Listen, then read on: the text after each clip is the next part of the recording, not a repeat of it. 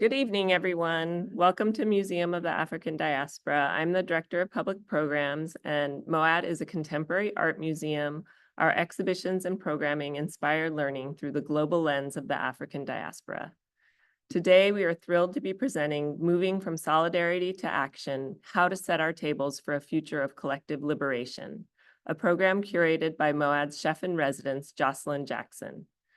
We bring you together for an intimate conversation about food as a uniquely powerful medium for collective resistance.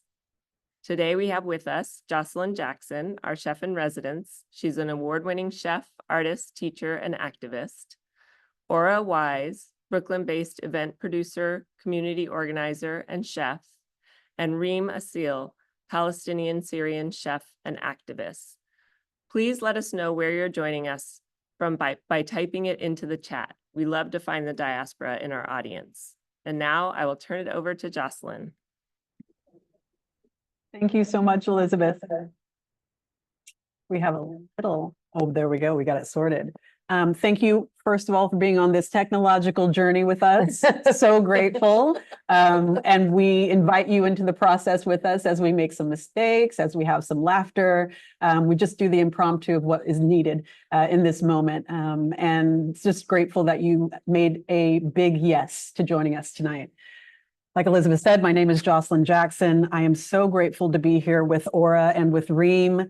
It's one of those really powerful experiences of having an instinct for us to be connected and in solidarity in real life, even virtually, and have this impression of what we all know to be true, to be presented to our communities in as many ways as possible, as often as possible. And I feel like that's also what you all have said yes to this evening as well.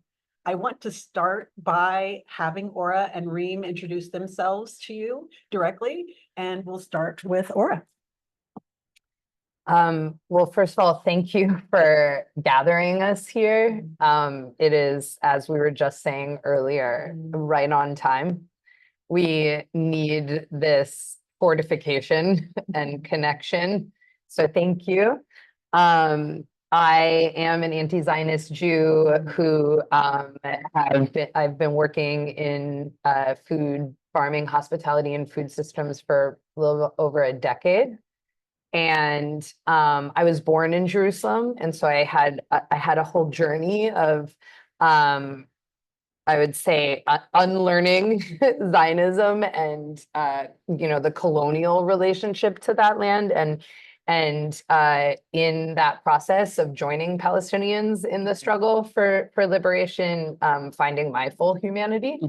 And that is also a big reason why I'm here today with y'all, using food as a uniquely powerful vehicle for doing self and system transformation and for fortifying our movements for collective liberation. And so I'm excited to get into that today. And I think probably we'll talk a little bit more about how we started connecting later. But I'm based in Brooklyn, and I produce a pop-up called Queer Aperitivo.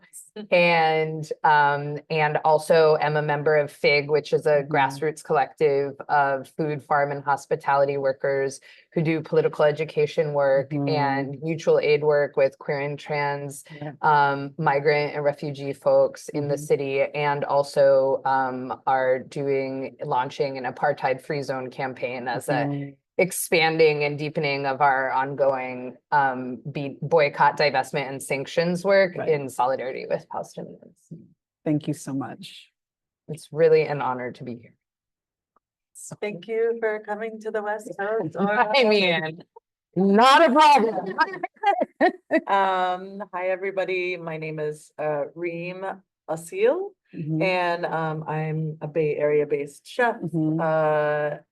Founder of a bakery and restaurant called Reem's California. We're an Arab street corner bakery and restaurant concept that's really inspired by the vibrancies of communities around Arab bakeries. And our mission really is to build community across cultures, across experiences, generations, through the warmth Yeah. of Arab bread and hospitality. My community building work extends far before my culinary career. I came into food about 15 years ago almost. It's crazy to think that now I've been in food for 15 years, but prior to that, I was, you know, whatever that means, I was paid to organize, which is like a crazy thing in Right. this country that Right. you could be paid to knock on doors and Mhm. connect with people and have tea with them and Mhm. learn about their issues and how they're going to change the conditions of their reality. But Mhm. I like to say that my job always has been either pre-culinary or Yeah. post to help people find a voice, whether it's in their jobs or in their neighborhoods, to be able to really have control over their own destiny and to Yeah. be able to stand in their dignity, whatever it is that they choose to do with their lives.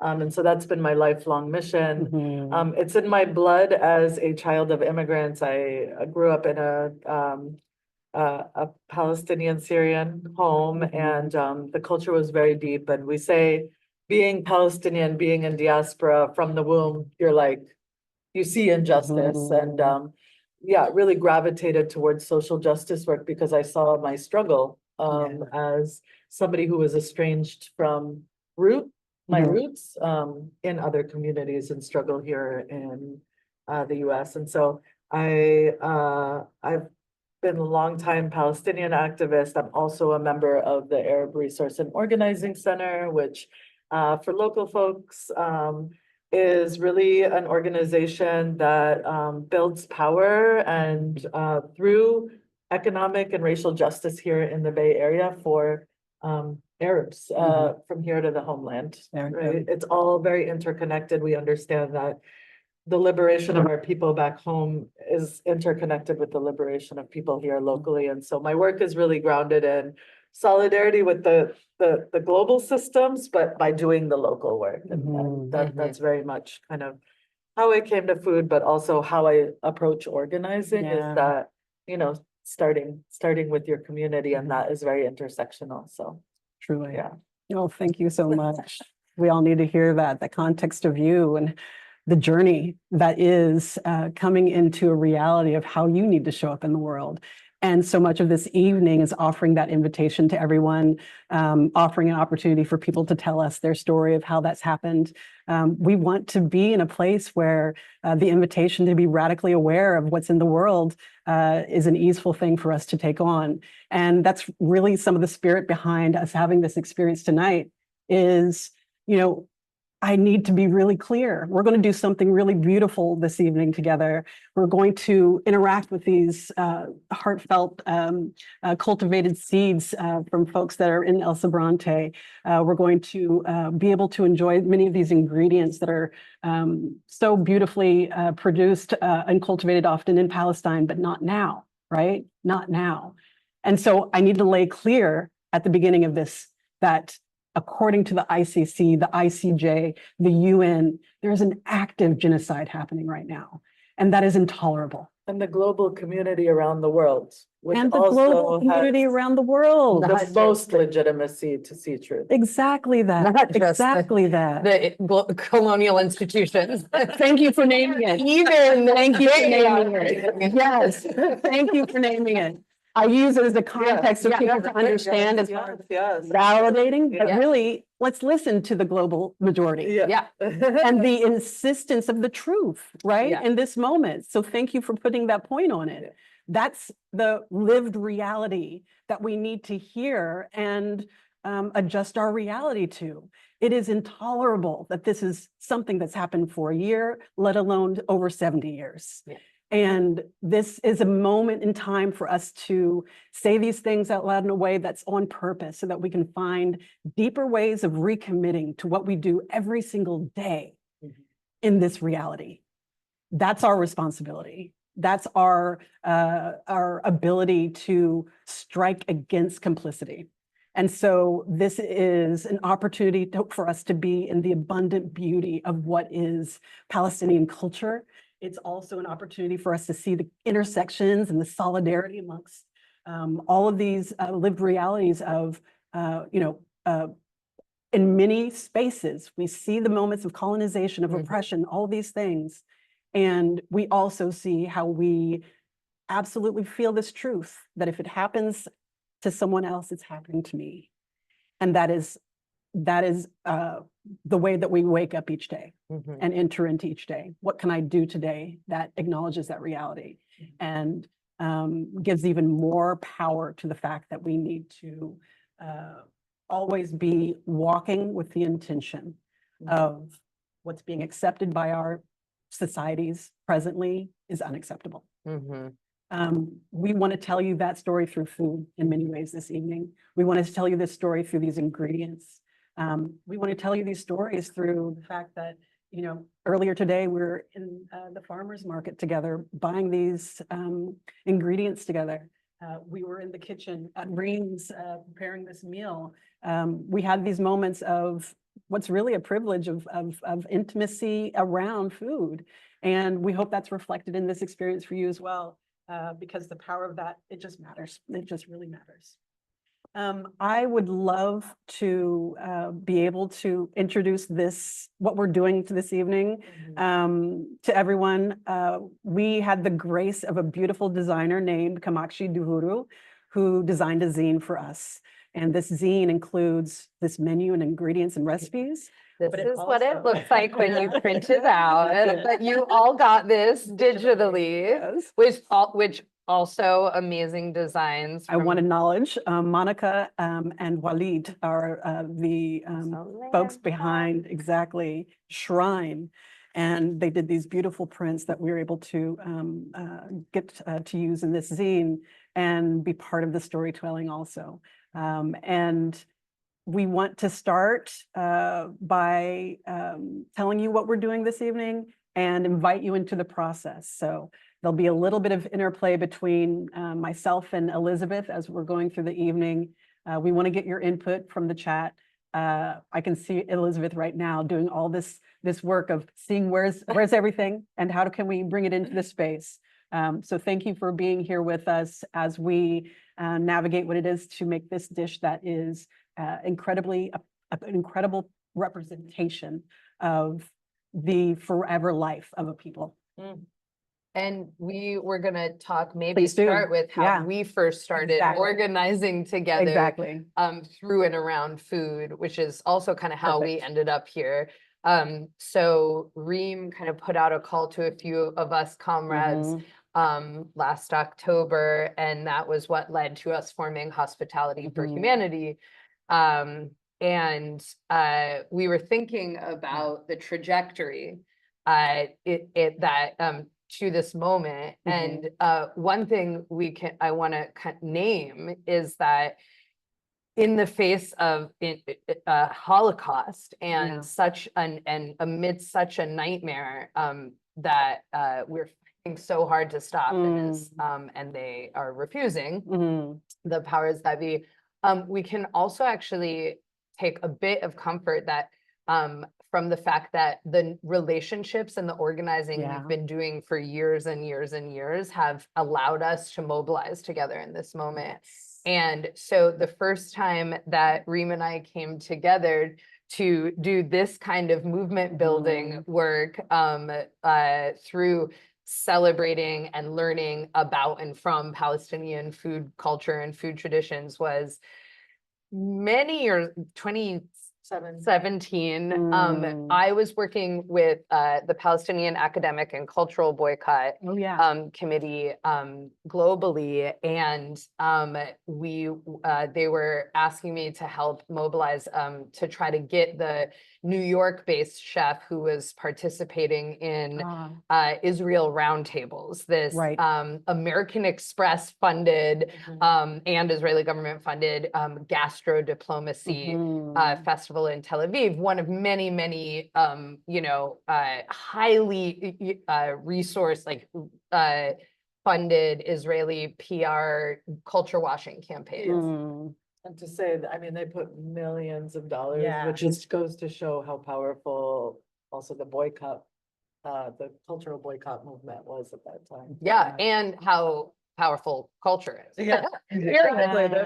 Yeah. And we could say this tiny, we could claim this tiny victory, which is that, Yeah. so they now no longer, they canceled that festival. Exactly. Yeah. After, I think we did one more year of it, but so basically we came together with Incredible. another Palestinian woman chef, Imani Ahmed, and all of our comrades through FIG in New York Mhm. City, and hosted the asymmetrical table Yes. in opposition to Israel roundtable, right? Mhm. So talking about the power imbalances and the extractive and exploitative and destructive power dynamics that very much show up in Israeli cuisine, right? Yeah.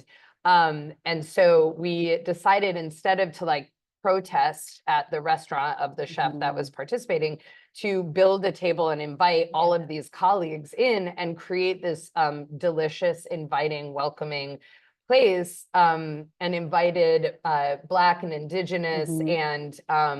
and Latinx and Mhm. immigrant comrades who were also working towards, decolonizing their lands and cultures Yeah. to come. And it was a major moment in, restaurants in downtown Manhattan, where we were shifting the culture and we were breaking the silence and pushing back on the historic silencing and censoring of Palestinians and their allies. Mhm. And it was a really healing and powerful. We both had this experience of like, wow, we are so often faced with such vitriol and violent repression and unfortunately, and being censored and pushed aside and gaslit and all these things.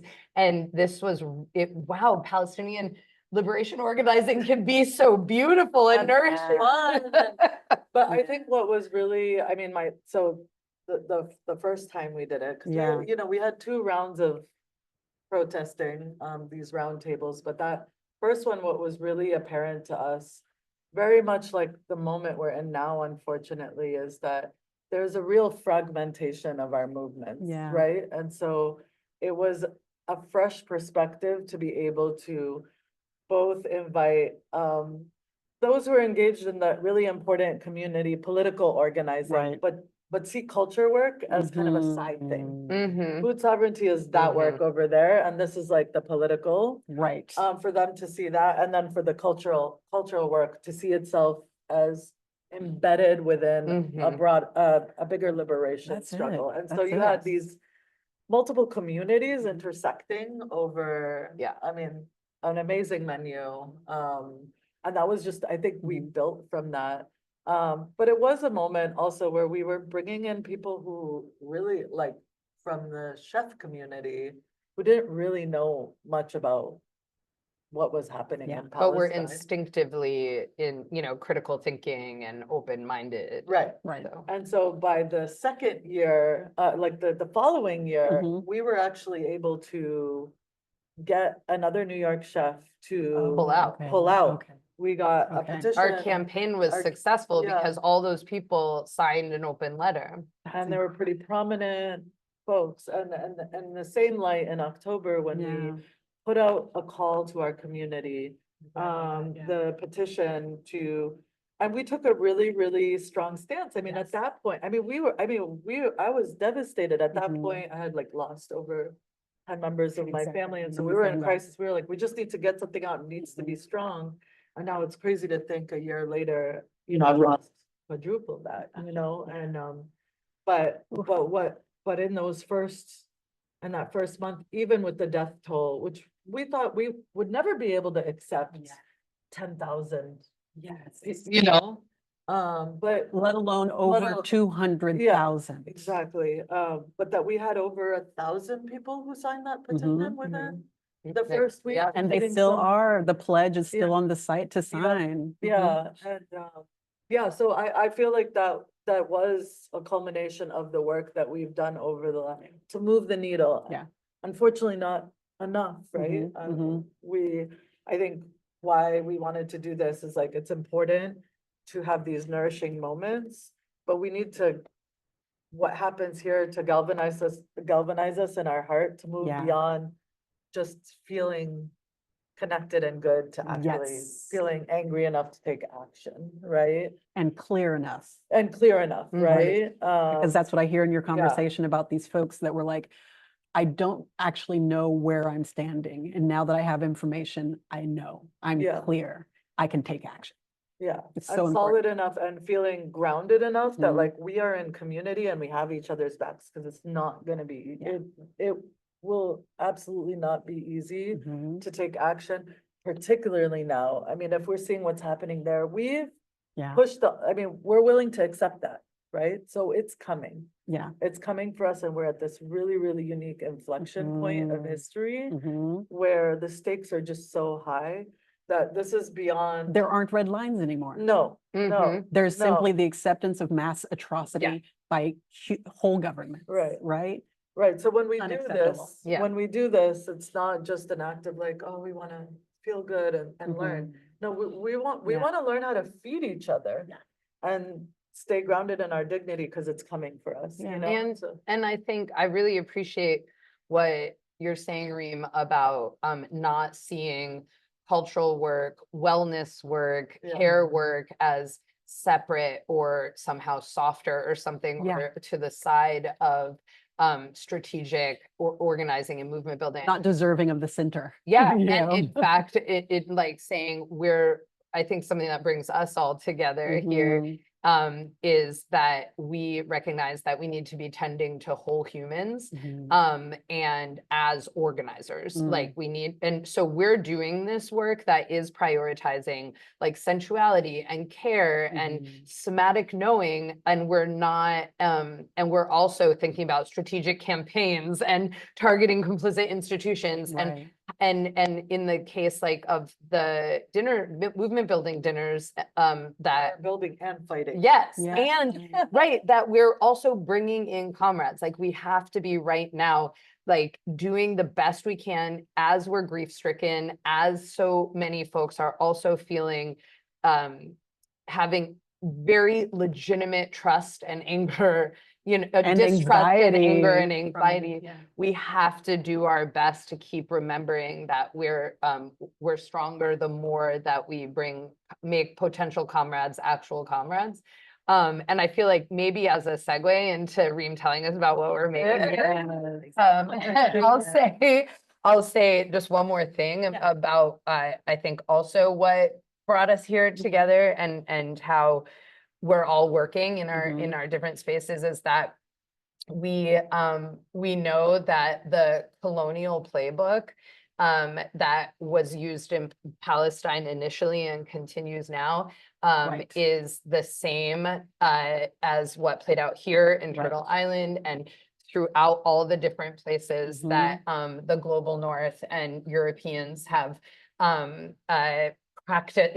instituted settler colonialism and Yeah. attacking and disrupting food traditions and foodways and human and natural systems is a huge part of that playbook. And one of the things that radicalized me for sure was seeing the way that the Israeli military occupation was so intentionally designed to disrupt any amount of traditional food production and Right. agriculture that somehow Palestinians were managing to continue. Mhm.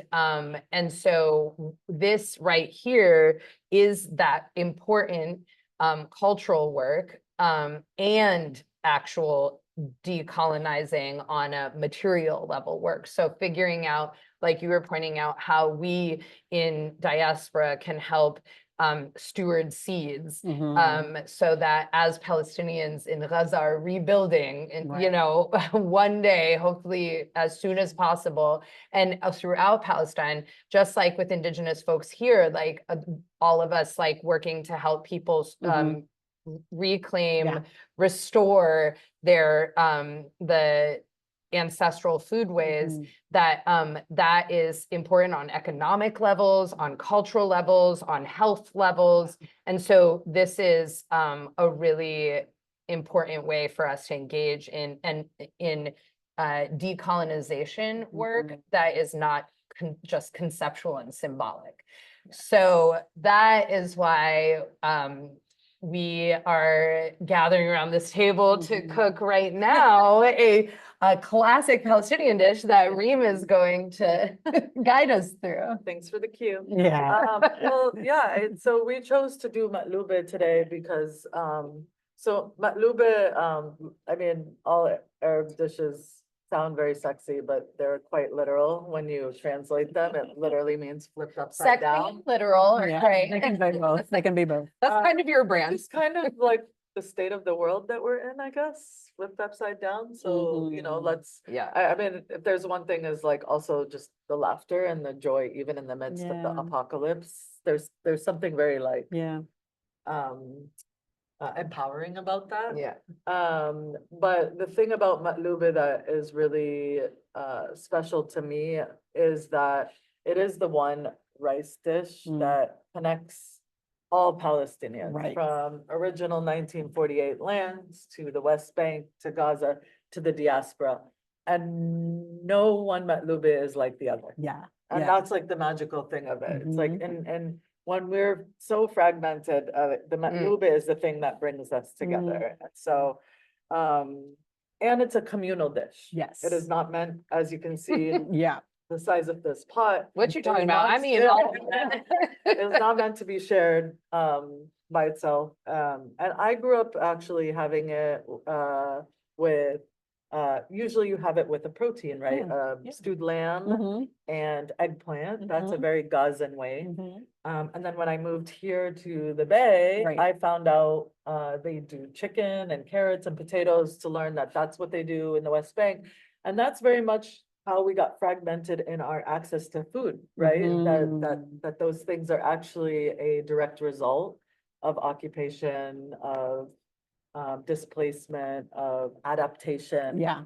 And unfortunately, if anybody is trying to make matlube in the West right now, they do not have access to a Right. protein. Right. And so I always joke just to like, you know, there's like, no, it's with chicken and carrot. No, Right. it's with lamb, you know, just to like settle that quarrel. I just Mhm. do it with vegetarian to appease everyone.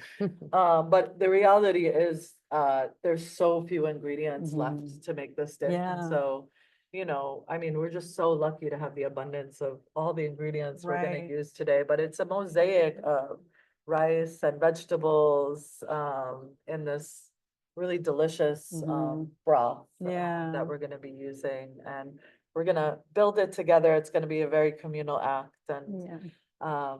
hopefully will, you know, the most exciting thing about the matlube is the flip. Yes. As we call it, and you know, if you're lucky and you nailed it in the cook, it'll flip over like with this beautiful kind of Mhm. layered tower Mhm. of rice, and if you don't, that's okay. Exactly. It's equally as delicious. Right. And A little so messy is okay. a little messy, and yeah, so I don't know, are we gonna get into it? Let's This is like get half into it. demo, half Yes. conversation. And that's what it is. Yeah. And we also want to hear, and like I said, I'm going to shout out over to Elizabeth. Tell us in the chat, what's going on? Is anybody I else? don't know, like, is cooking anybody with us? partaking with us? Yeah. Okay. Oh my gosh, there's Yeah, also so about yes, 20 different ways to there spell it. are. That's Arabic. Yeah, it's No, beautiful. I mean, it's, you know, the language is a very fascinating thing, could Mhm. be a whole Yeah. session just on that, but maqlube, the qaf is the in written Yeah. form of Arabic gets pronounced, but in colloquial, the qaf gets like, it's like a Yeah, yeah. so that's why I say matlube, but some people say maklube, some dialects, A little they're bit like really harder, hard softer, yeah. with their qaf. Right. So in Gaza, you'll hear that in some villages, you Mhm. know, the fallahi way, as they say, the farmer, like, you know, as Palestinians, actually, we're really, whether it's an urban seaport Mhm. or, you know, Gaza was one of the Yeah. most central Yeah. in civilization. It's a seaport, it's the Mhm. the, Suez Canal is right there. Exactly. It's where everybody kind of moved through, but we were still always connected to our land. We are a rural people, and so, anyways, that's the That's it. Fallahi way we call it. Yeah. Fallahi. Billahi, I like Yes, that. of the land. Of the land. Peasant The power. peasant It's power. on Yes. page 4 of your digital zine. Or 5. It's 4 or 5, Yeah. depending on what happens. Exactly. Yeah. But it Yeah. is, I think you've placed the link to the zine in there actively too. So please click on that and follow along with that recipe. Yeah. And you're Awesome. sharing the screen with the zine right now. Yeah. Thank you And so it's much, England. also in Reem's cookbook. Yes, and it is also. Now I feel like we're on a morning show.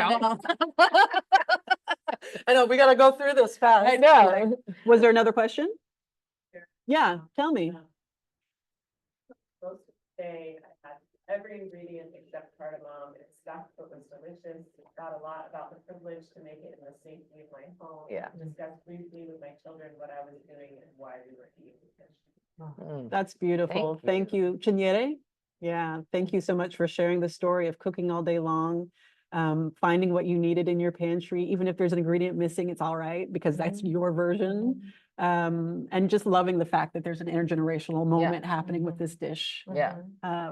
with us today. Yeah. That always feels powerful. too. And can I invite if anyone that's such a gift, we need to hear that. Yeah. We need to hear, receive it, such a gift. Sometimes when we're doing this organizing work, we can't count what we have prevented from happening. Yeah. And, so it's always really fortifying to get that kind of exchange. So maybe people can, if you feel comfy and you are cooking or have cooked, you can, if you're on Instagram, you could post pictures and tag Hospitality for Humanity and maybe also the museum so that we can then see. share. Yeah, to we want see. to know what's happening for other Yeah, folks. we'd love to see. And So we're going to go ahead and stand up and get into let's it. do it. This is an all hands moment. Oh, are you okay? Oh, it's just your phone. That's okay. But you can see, and we'll have a little process pics for you as well. So you'll be able to see a representation of the layers we're making. But This is not this the is- Palestinian way. This is the Reem hack. but it's amazing hack. Yeah. This piece of circular parchment that goes in the Yeah. bottom. I'm a pastry chef by trade. so Yes. We put the pastry on the bottom of the cake So helpful. to avoid the burning or the sticking. Traditionally you would stew the meat, take the Yeah. meat out, Yeah. use the broth to put back into the rice and Mhm. put the meat at the bottom, and that would help a little bit. Mhm. But since we're going straight for the vegetables, we want to prevent burning Yeah. from the bottom. So I have a little kind of parchment insert. We might would drizzle some drizzle oil. some oil in there, just Yeah. for some extra. All of this has been, so this recipe could seem tedious, but it's really, it's worth it. Yeah, you are frying a lot of things, but it really is worth it. So let's do that rundown Yeah, first. so- We have the, Yeah, so we chose some traditional items that are in both every region. So the eggplant, Mhm. that we got from the farmer's market today, Yeah. fried by the lovely Ora. She worked fry station. Yeah, I know, And I right? worked Live frying next to station. it. Yeah. And you're just gonna, you wanna get that nice dark gold color and, Chef approved. yes. And you want it to hold its shape, Mhm. and then you season it after. So we season all along the way, so Mhm. just layers and layers of seasoning. Mhm. Beautiful cauliflower, Romanesco's in season. We were trying to look for that this morning. We were.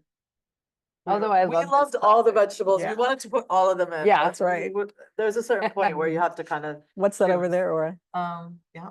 Oh yeah, these are our sunchoke chips that I think we're maybe gonna garnish with at the A little top. bit in and a little bit over. Yeah, so that and sunchokes are native to this land that we're in. My Italian heritage is how they became known as sunchokes Mhm. because they called them girasole because the Mhm. flowers that are connected to the tuber look like little sunflowers. Yeah. And ironically, made people call them Jerusalem Jerusalem artichokes. So somehow we're just, The evolution of all these things. Yeah. Yeah. We also We're have, reclaiming the appropriation. yeah, very- we're Jerusalemizing the Jerusalem artichoke.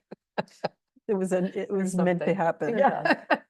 We also, I remember Reem saw these peppers. She's like, oh, those peppers. We have to have those peppers. So you did a beautiful charring of the red peppers and just gives that really smokiness to it. That's so lovely. And also we talked about that as being a kind of seasonal adaptation Yeah, because thank often you. it's with tomatoes, Uh-huh. but this is like the end of pepper That's it. poppin' season. How can we get that color? How Yeah. can we get that it's consistency? like we're right in the middle of it here in California. Yes. All the peppers, all the It's peppers. true. But this is so And- California and there's too, a huh? real Yeah. Oh, tell me, practical yeah. element to this, which is the water content. Yes. Also helps from producing Mhm. sticking. Yeah, So I that's like why that. we put the tomato in. I Beautiful. loved also, while we're on the pepper Yeah. topic, is that and Leila Al-Haddad, who dear comrade and Yeah. sister partner in in the crime. struggle, and whose recipes are also in the From the Gaza zine. kitchen. Yeah, Mhm. I feel like she and others were people who helped me learn initially about Gazan Yeah. cuisine, and that because of Israeli occupation, the siege, lest we forget that that has been, Yeah. that Gaza Really has been was. under attack and 16 besieged years. Yeah.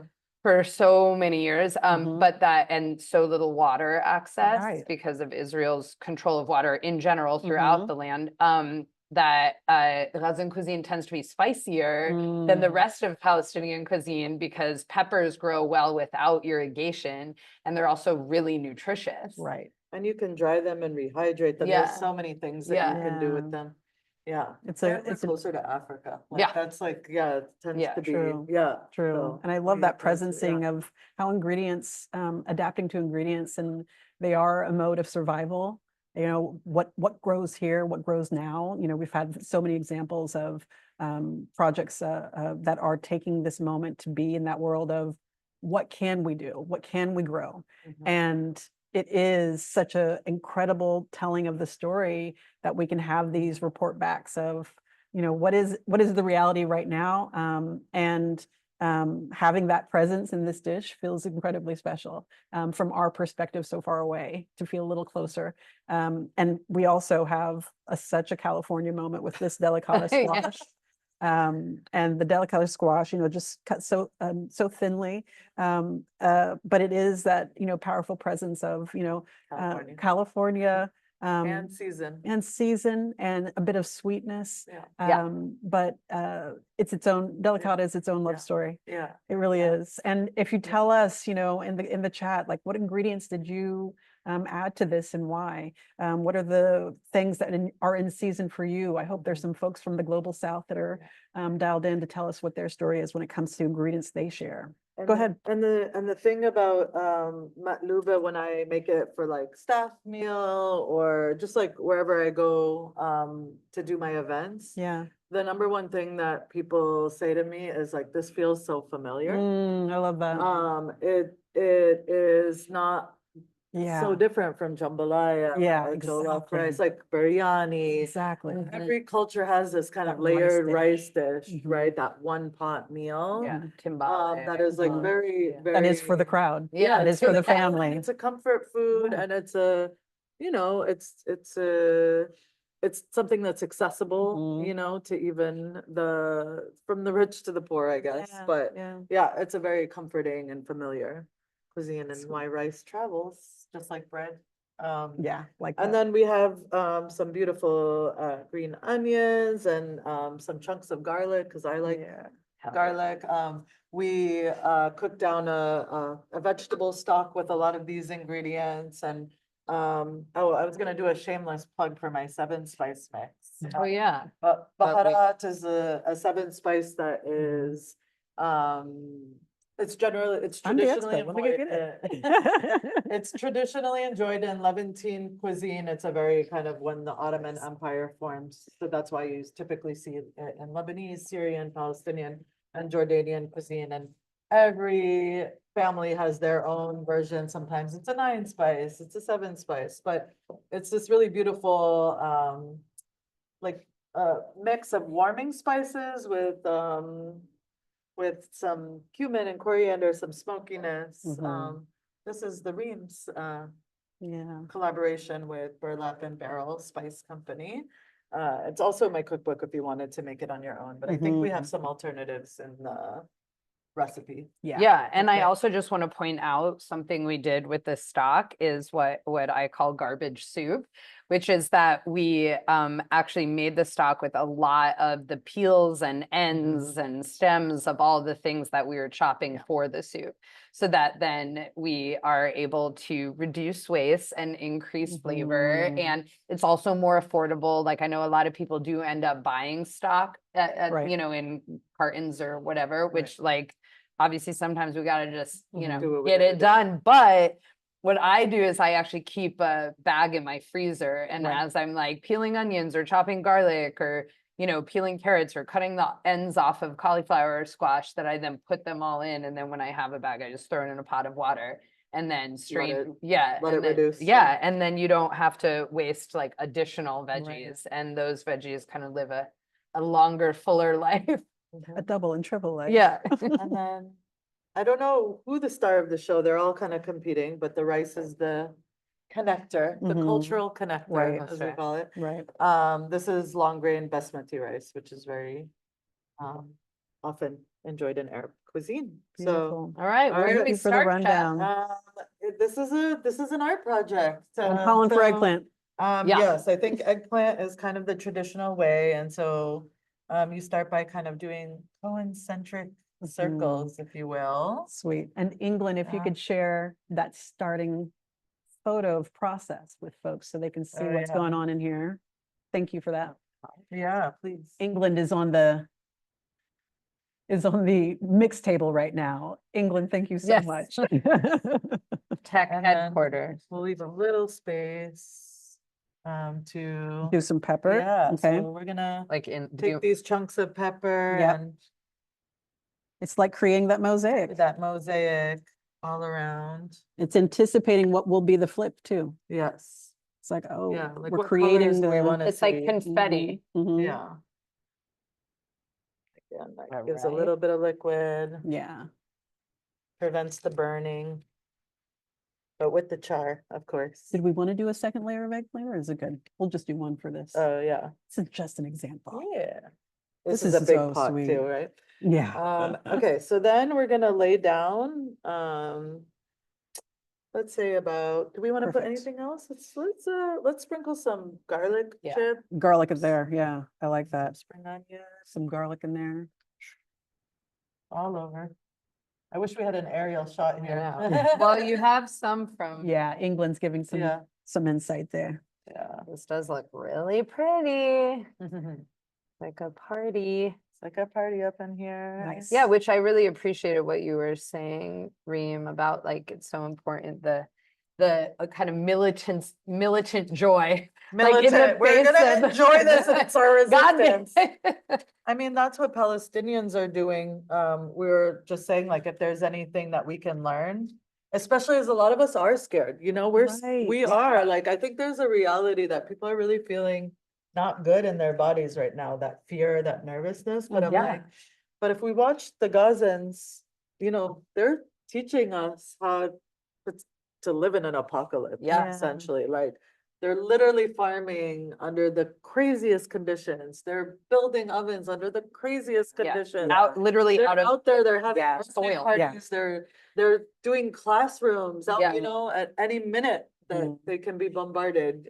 So, you know, I think there's something really powerful about It's that really to powerful learn. and it's instructive. It's like Yeah. we have the capacity Yes. to keep making choices each day that propel us forward toward Yeah. life. Mhm, And let's do that. mhm. Let's do that. Yeah. So now I'm sprinkling in the Perfect. delicata here. Oh, should we do some sunchokes? on Yeah, this let's other? do sunchokes so we Mhm. don't forget that. God, those are so nice. They smell so good. With this lovely spice mix. Mhm. Oh, yeah, and we put some Aleppo pepper for That's heat. right. And Yes, paprika, and which is paprika. my favorite. Yes. And then Some cauliflower. perfectly fried Really, Perfectly. I know, perfectly hot golden. take, it's the only way that I Like like cauliflower. cauliflower.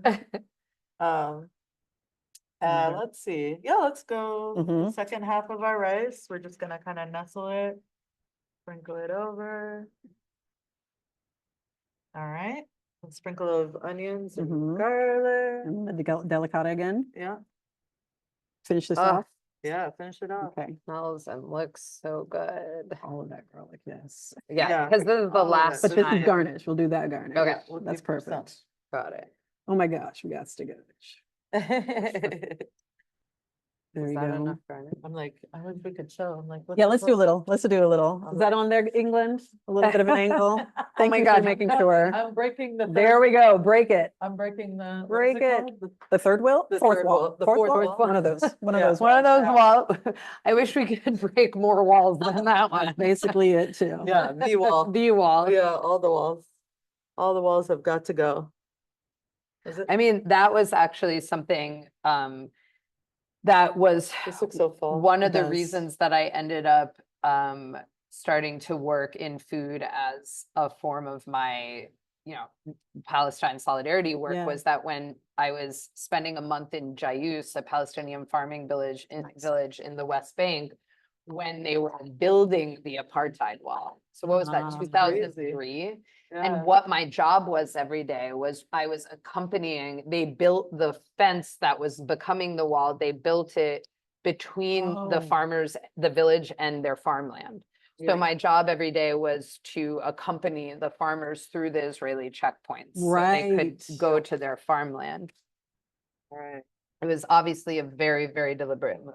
And that was very impactful for me to see that The system. visual association of the, yeah. And that these farmers were being forced to beg access to their ancestral farming lands from like 18-year-olds with Right. machine guns. It was Oh, such a Yeah, busy. it's, reminds, well, a little bit different, but it's like about the water, like in 1994 when Mhm. I was actually able to go into Gaza and they were just building some of those like it was like predecessor of the wall. right. Oh, These okay. kind of like watchtowers, Right. because they had dismantled their settlements, but the settlements were from the Right. top. Oh, And man. it was the only way you had to go through those kind of gate fences. Right. To buy water. Yeah. Yeah, You can't there was get, no water. And it's just such reconfirmation of the decades of Yeah. presence of Yeah. apartheid and the not rightness. I of think that this. also so the soldiers in Jayus would, Yeah. when they felt like it, All of would it? at night go through the village and shoot holes in the water tanks. Oh, And yeah. so that, and also one of the things, I think we've all encountered the ways that Zionists and, different people who are enabling and supporting Israel will say things like it's complicated. And I think agriculture and food helps us see how very not complicated it is. Yeah. And that this is a Clear impact. yeah, clear and about Mhm. controlling land and resources and Yeah. conducting ethnic cleansing in order to control land and resources. Yeah, I mean, when you literally hit the bakery Yeah, as the first thing, you hit the farm, you Yeah. prevent people from Yeah. accessing. I mean, it's, and shoot holes in water tanks and Yeah. take away the water and burn down olive trees. I mean, So there's very intentional. there's no lack of clarity. There's no Yeah. confusion here. yeah, Yeah. yeah. And we were talking to someone yesterday, how Mm. a lot of these, I mean, these are on all fronts, but like Palestine is the testing ground for all these technologies that kind of do it a little bit more covertly. Now they're Yeah. doing it more overtly, but Yeah. like these technologies of controlling water are being used right here in the Mhm. US. You're seeing it in places like Fresno in the Central Valley where communities are finding ways to circumvent that and Yeah. create their own irrigation system, but it's the same companies that are controlling Right. the water. Yeah, and agribusiness. Yeah, yeah. It's these corporate enormous farms. Yeah, We're Thank doing you. we're doing a little moment Yeah. of reality.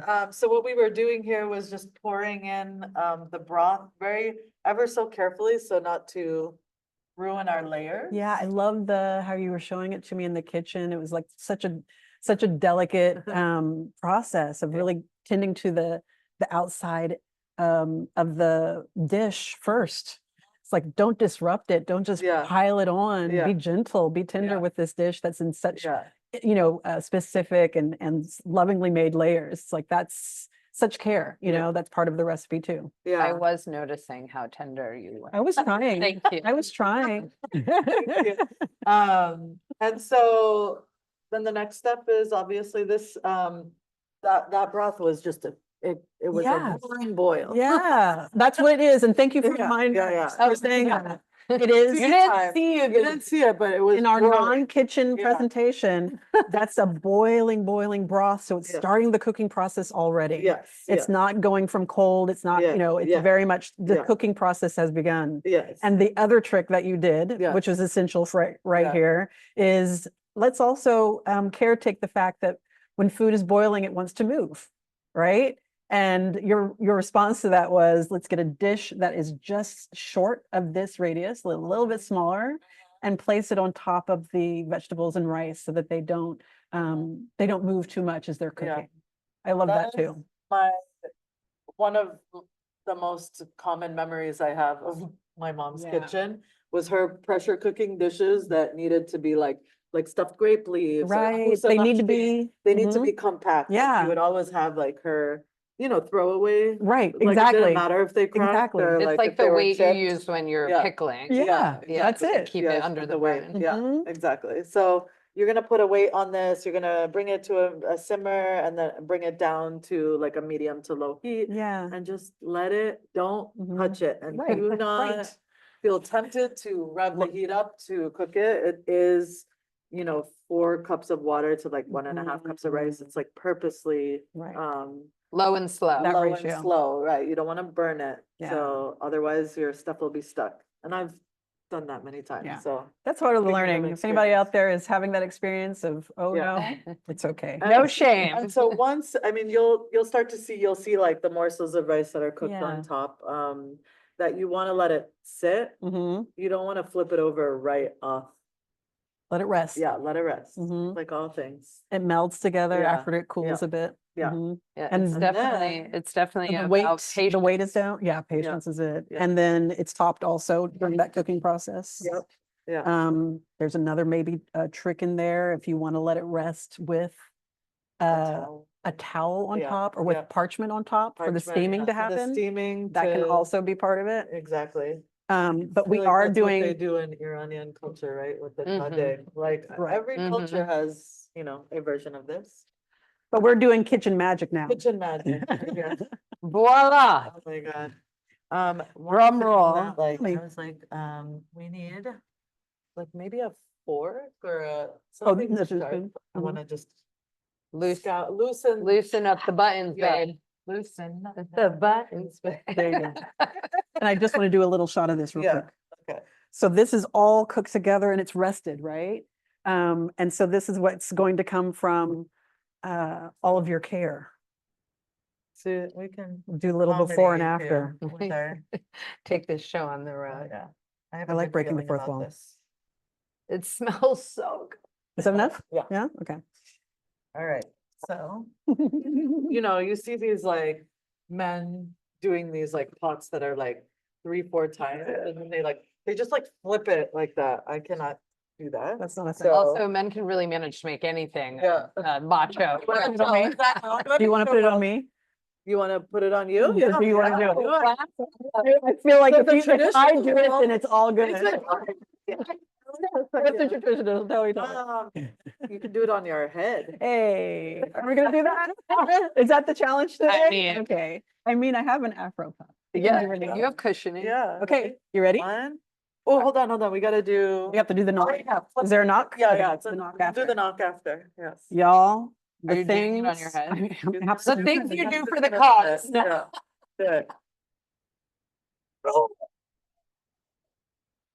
You felt it. You felt That it was drop. very cathartic. But now is the getting down part. Yeah, we got you. I feel like I'm back in Mali. This is sweet. Yay. Okay. Got it? Jocelyn, you are Drop. so brave. Segment. And traditionally, one. You have that hollow sound. Sure. If you have the hollow sound, it's dropped.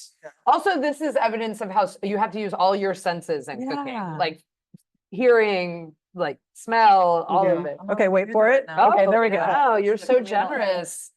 Okay, ready, guys? Little Oh wiggle. my God. And that's the parchment. That's That's the cool. That's parchment. cool. Feel it? Oh my God. Oh, I There love it is. Here, I love it. Yeah. in there. yeah, you can just put it in. Perfect. Wow. I love. You wanna go show it off? Hold on, we gotta Oh, right. garnish it. So you can garnish this with parsley, any kind of herbs you have. We have the rest of our green onions. We're Some doing. almonds, pine nuts. We're doing sunchokes here. We're just gonna keep it all veg. That's beautiful. Jocelyn, I am so impressed Yeah, with you. I'm gonna I just try. have to say, you That's really like- earned my respect. It's there. basically my the motto of it all is just Yeah. keep trying. Yeah. And also Oh, that's you. beautiful. Can you break the fourth wall Can we, with that? can we, yeah. Also, can we take a shot before we? Yes, please do that. If you want to take your phone out. Yeah. Here it It's on is. the floor. Do the work. Yeah. It's our social media Like, I strategy. literally, yeah, no, put your hand there because your nails look cute, which is always impressive.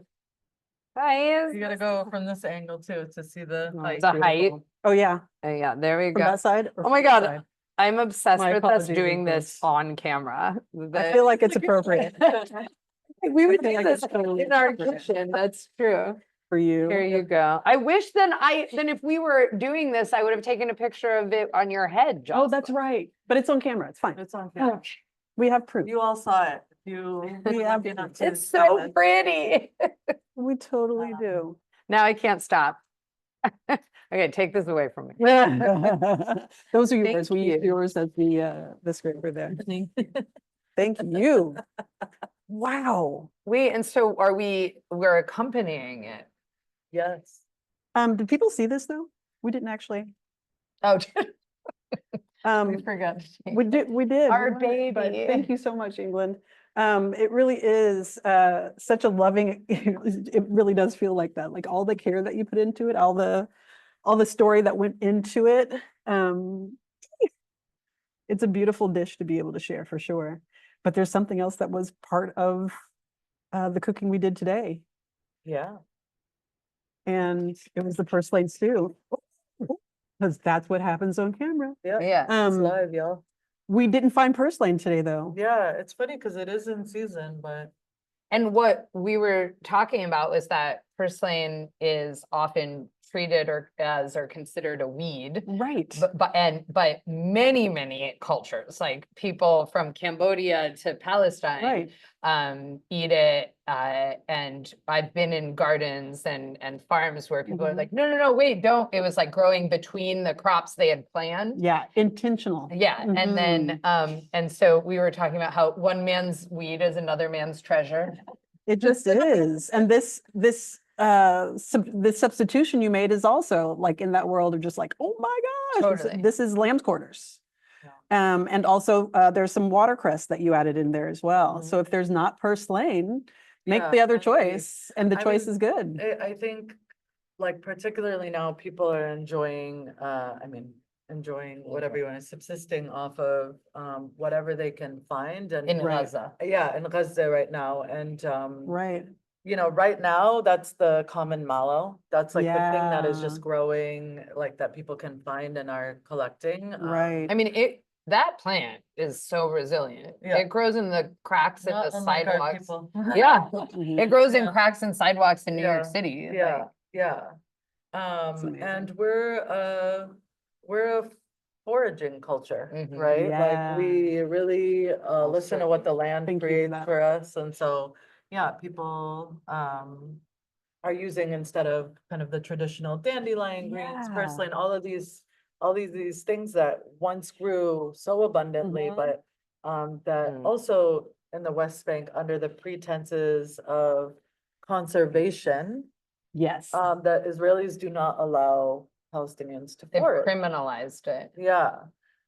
So destroy the farms and outlaw. Outlaw the basically. foraging. The and- wild plant. Which is, Yeah. foraging. hasn't stopped us one bit, and Yeah. that's like an act of resistance, like, we're gonna Exactly. find whatever we can.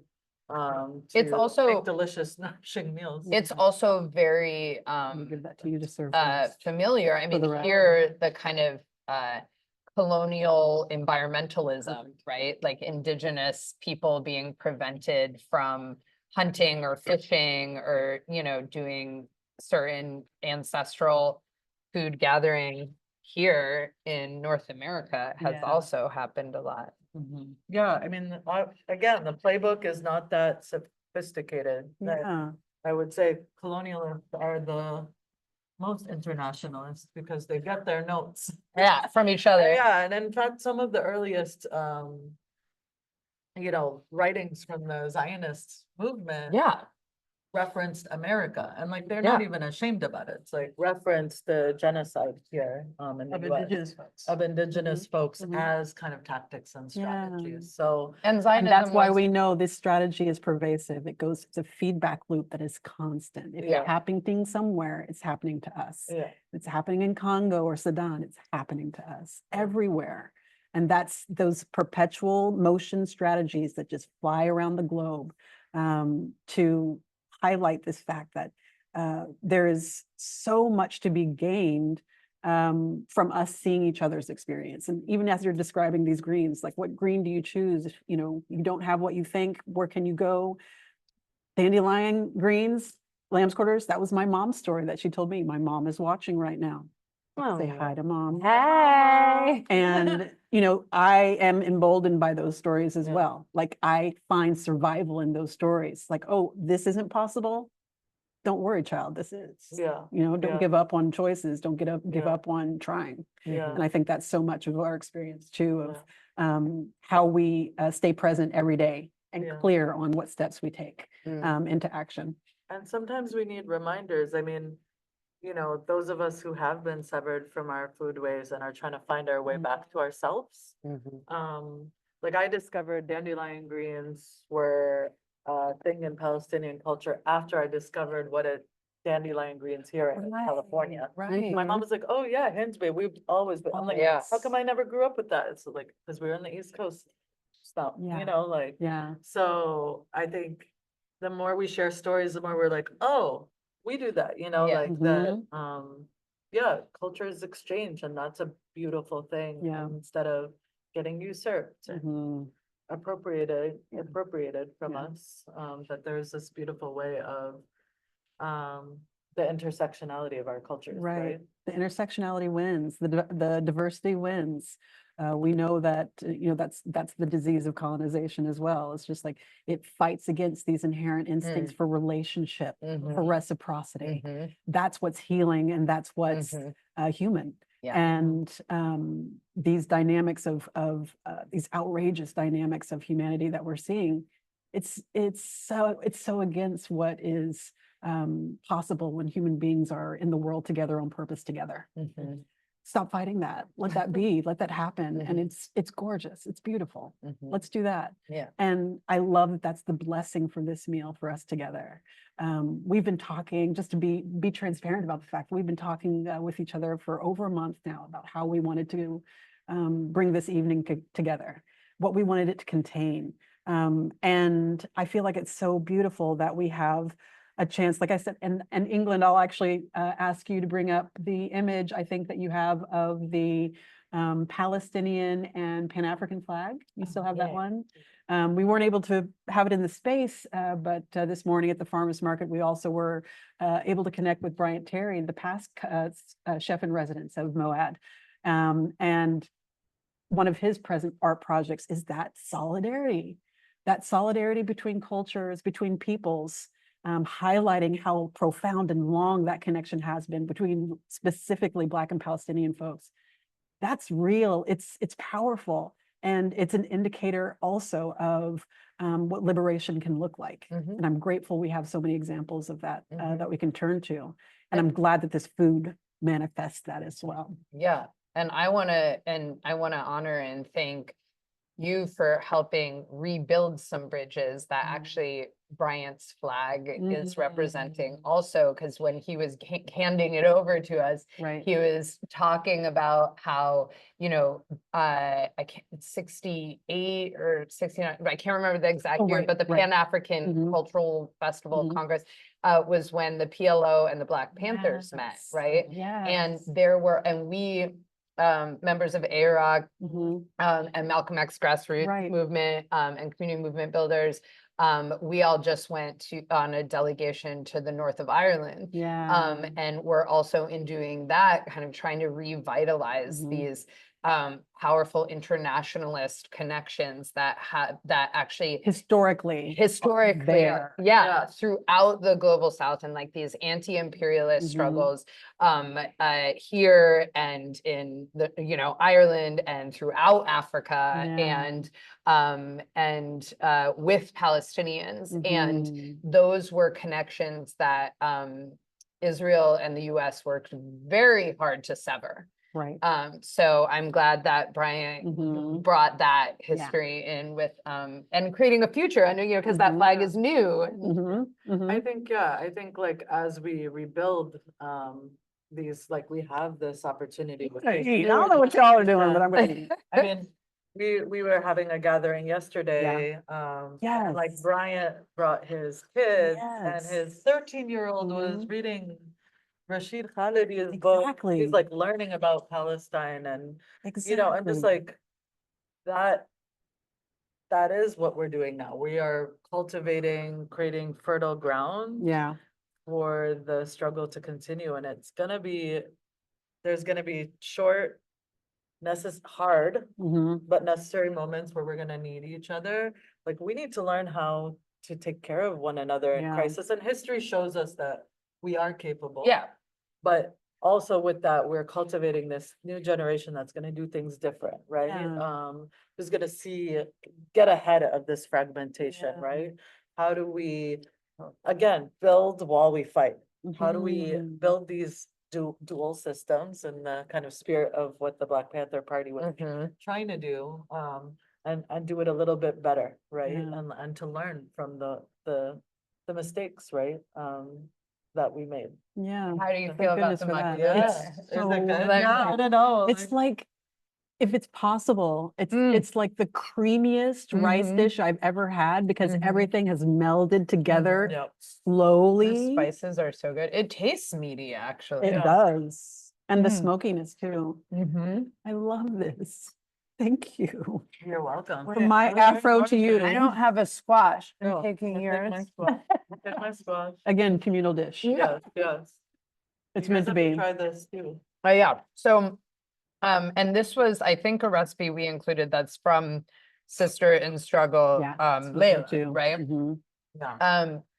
Also, you were making me think that we're all in this work also in a way inspired by the Panthers, again, saying survival programs pending political revolution. Right. And that is like something they said that is Yeah. my collective FIG's motto, and saying we need to be literally feeding people, and doing, and also like you were talking about with AROC, like AROC, the Arab Resource and Organizing Center, is doing legal clinics and stuff. Like, we need to be tending to people's daily needs and survival needs while building, you know, Yeah. while Helping- building helping them revolution. connect is the dots, right? Absolutely Like, ancestral instructions. Yeah. Absolutely. We gotta change people's material Yeah. realities now, and be able to talk to people, and, you know, use these mediums, like, you know, organizing. I guarantee you, at the heart of every revolution, there was some component of food. Yeah, for sure. Yeah. Single one. And Yeah. it's one of those beautiful things. As a co-founder of People's Kitchen Collective, we also very much live into that tradition, the Black Panther Party survival programs. And, you know, specifically how radical and controversial this free breakfast for school children was. Yeah. It literally That changed the in and of itself is instructive. Yeah. Yeah. These systems Very that telling. find the challenge in the food waste. Mhm. You know, Yeah. oh, that nourishment will make our children prepared to learn and, Yeah, and it'll to make them smarter thrive. and sharper and That's dangerous. Yeah. Yeah. Gardens that are in urban territory, you know, that are thriving despite destruction, that's dangerous. Yeah. That needs to be attacked. Yeah. The things that are attacked are instructive of the fortification that we need in our communities. Amen. It really, really is. And like I'm tasting this Oh, it's so good. this stew, like as we're having this It's so conversation good. I about have what's to keep eating possible. it. It's like this is where's our yogurt? I Yeah, know, this is that's good with good. yogurt. yeah. There is the balance of warming with cooling. Mhm. Yeah. But the spices, why can't we put spices through a camera? Elizabeth, tell us They're about tickling off people. our tongue. Tell us about people, Elizabeth. Yeah, so we can keep eating. Seasonal vegetable. The farmer. That is a true story. Did you say Libby? Hi, Libby. It is definitely a seasonal experience for Slane, and it is in season presently.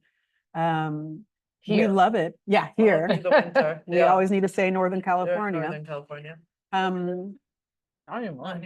It's done. there are people that grow it on purpose and Sure. provide it to us, which is such a sweetness. You got it. It is sometimes found in farmers markets.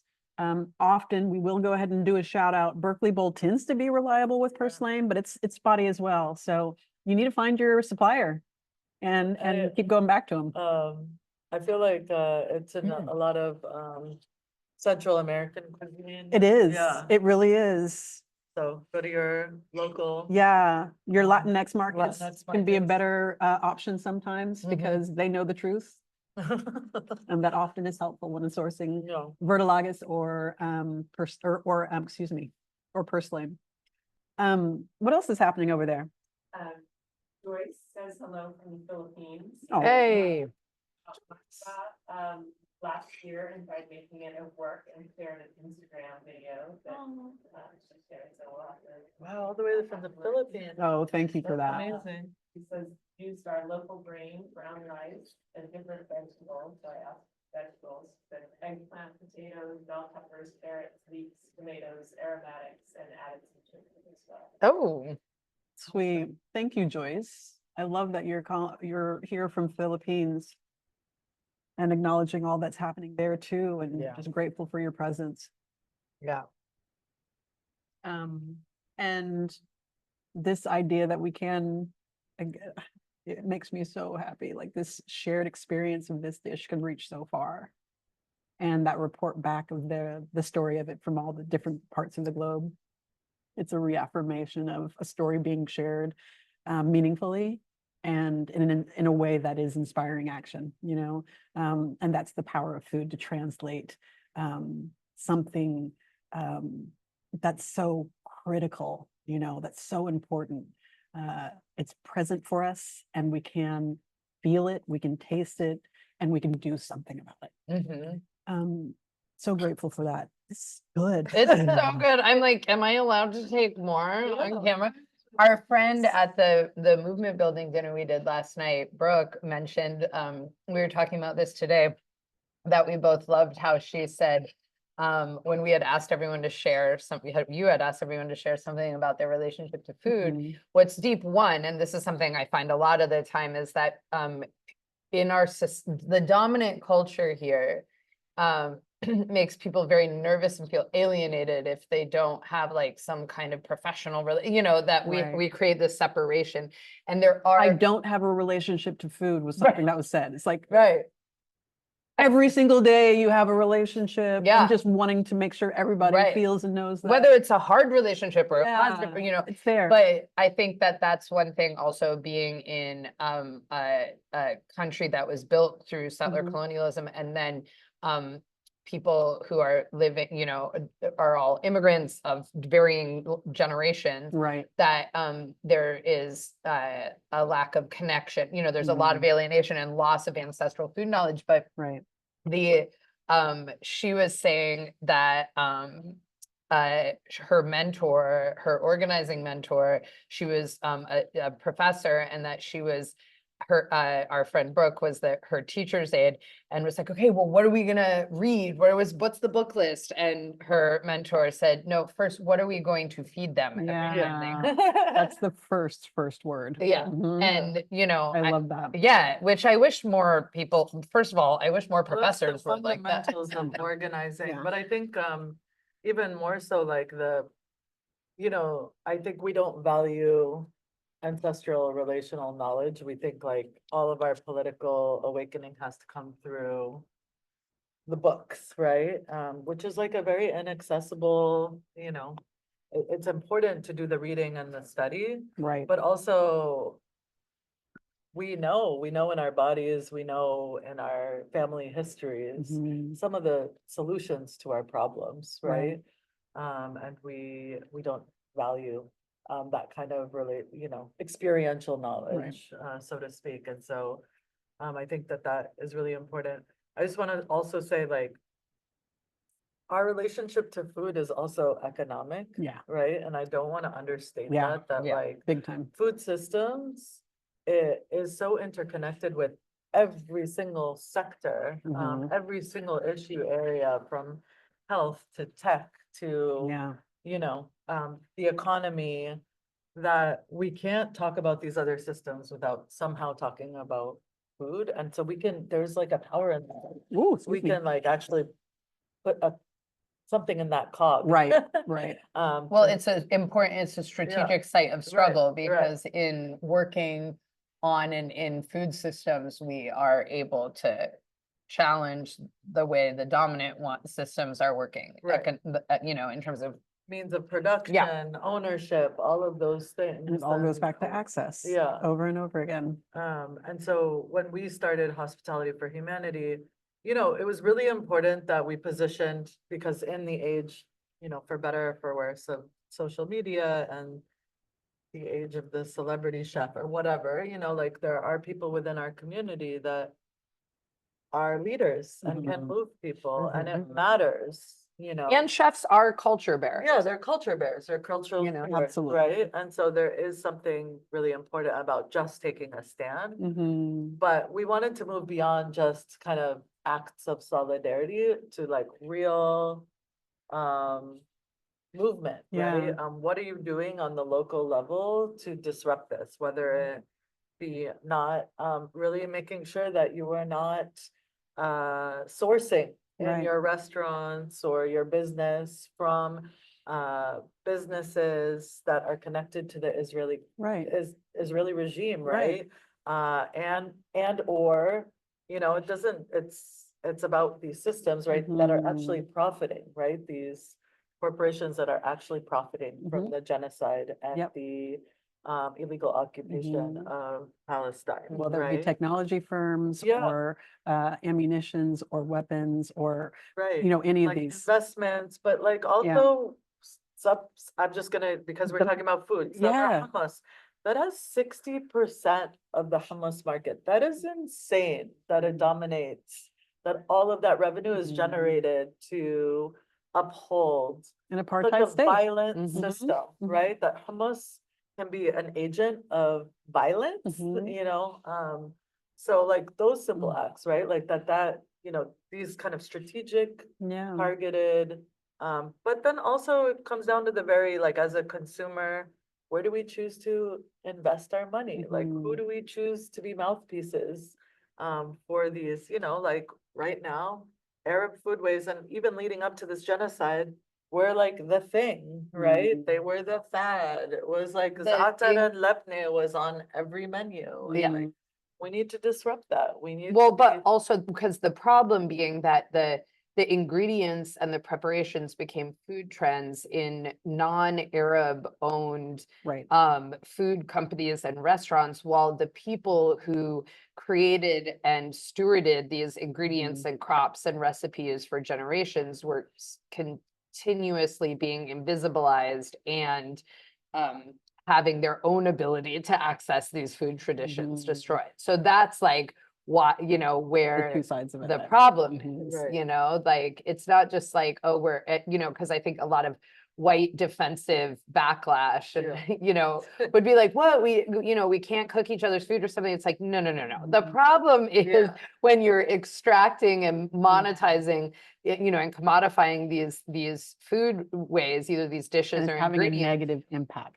Right, a and you're measurable- profiting off of them. Literally, the while they're production of destroyed, yeah. those are made on settlements, right?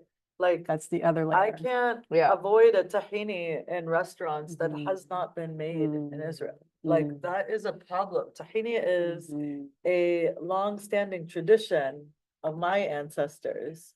And I can't access an ingredient because it literally plays into the It's system. been that monopolized into that that is, area specifically. yeah. Yeah. Is Wha- ethnically cleansing my people. Right, Oh my and while gosh. specifically during the Oof. siege before this past year, during the many years of that Israel is besieged Gaza, one of the specific, they would control, and some of this has been come out now, you know, in terms of how they've deliberately controlled like the calories that, you know, Yep. Gazans could access, Yep.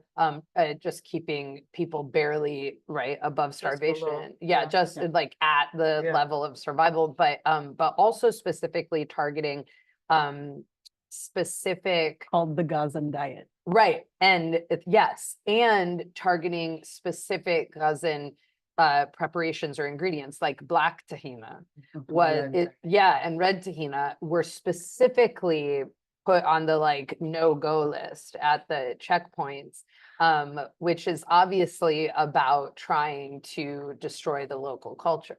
Yeah. You know, and then we have it here, and just for the record, in case people are interested in learning more about, you know, joining the boycott and divestment and sanctions movement and being strategic, you know, I do find it helpful that the BDS movement says one, we're targeting complicity, not identity. Right. Mhm.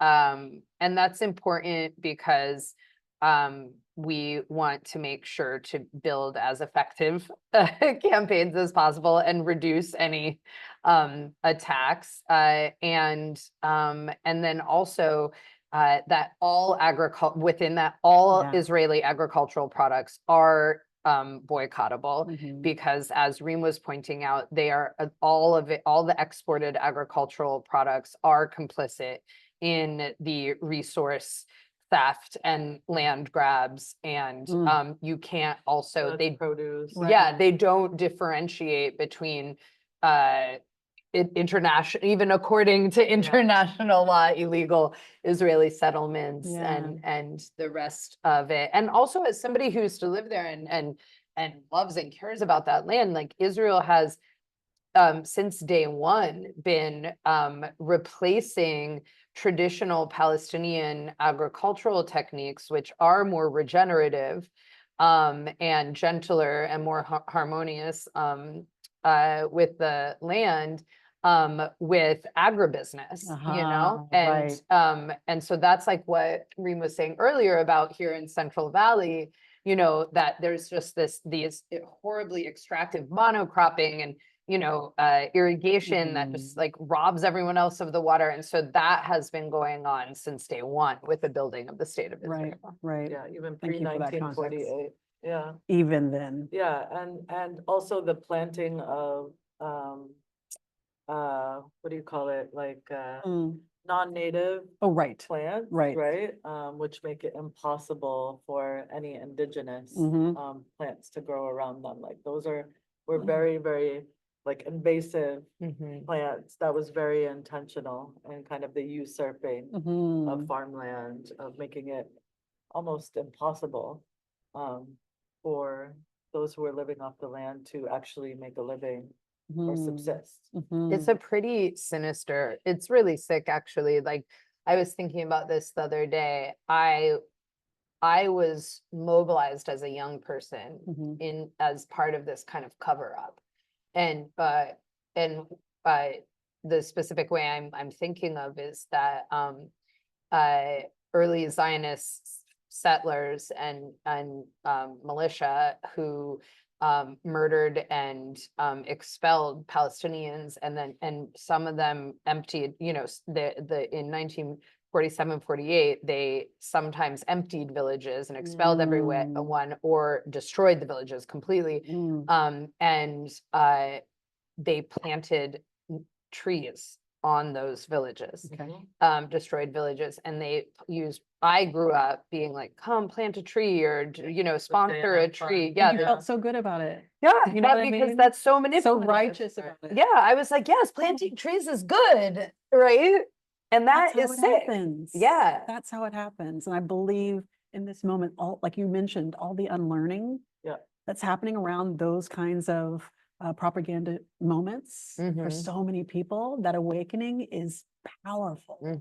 And that's the other part of solidarity going into action. We must be vigilant. We must question everything, right? Nothing is as it seems. And I know that that is kind of hard, right? Because we just want to enjoy our our food, responsibility. but like we're not in that moment anymore. We can't just like try to compartmentalize what it goes beyond our plate, right? So Oh, thank you for that. And the other thing I want to bring in, I did a time check, y'all. oh, We Yeah, I have have 30 no idea I what know, time me it neither. is. I had Yeah. the same moments, like Yeah. it could be 8 o'clock. yeah.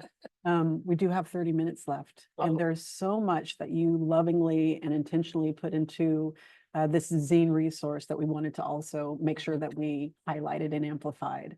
The thing that I want to start with is still in this conversation, another part of the conversation we're having right now around access and self-determination, collective determination around ancestral foods.